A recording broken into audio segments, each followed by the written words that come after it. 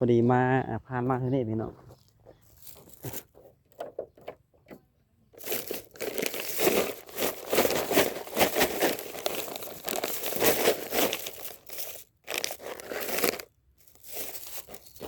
เห็นเฮือนป่าคนหนึ่งเนาะก็เลย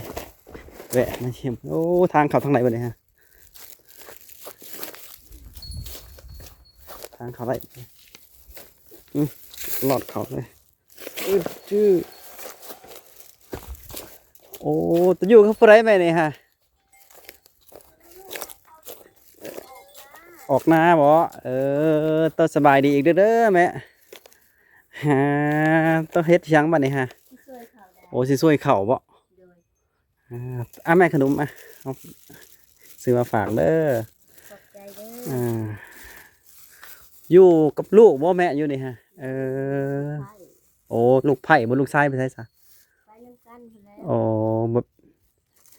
แบบไปเฮ็ดหน้าบ่อืมเบิ่งให้เบิ่งเด้อแม่เด้อ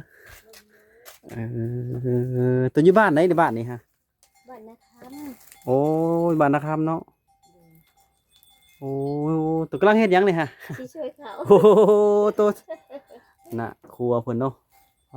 โซลาร์เซลล์อย่างดีเลยทุกเนาะแม่เนาะแม่ซื้อได้ไหนแม่ซื้อได้ไหนซื้อยังไงยังให้โอ้ตัวอายุเท่าไหร่แม่ตัวนี้78ได้โอ้แม่นบ่แม่นล่ะโอ้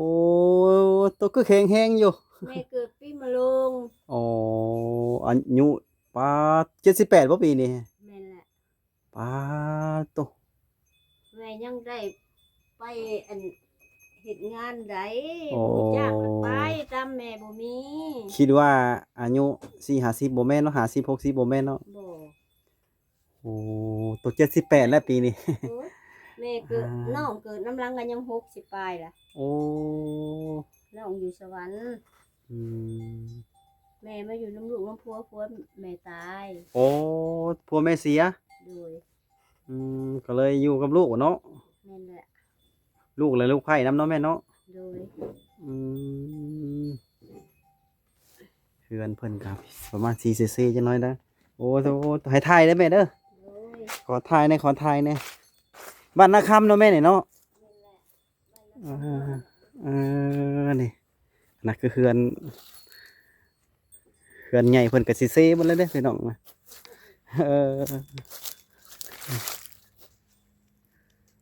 เซ่หมดเลยเฮือนเพิ่นก็ได้บ้านนาคำน้อยเนาะครัวเพิ่นก็สิเซ่เลยครัวเพิ่นก็ได้ป้าตัวคืออยู่ได้โอ้ตัวบ่ฮักบ่แม่นี่ฮะมันเซ่นี่คือว่าคือเป็นตาฮักแท้นี่ฮะบ่ตัว